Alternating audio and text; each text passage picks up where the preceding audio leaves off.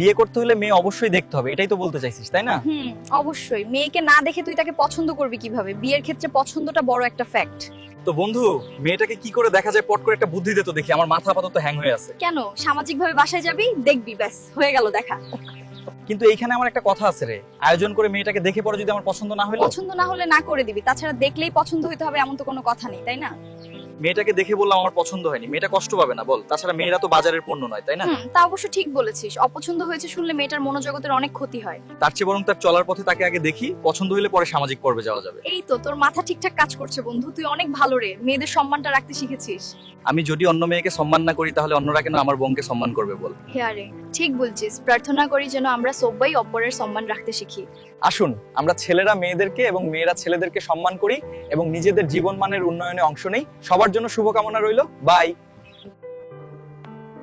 এমন সব ভিডিও পেতে প্লিজ আমাদের চ্যানেলটাকে সাবস্ক্রাইব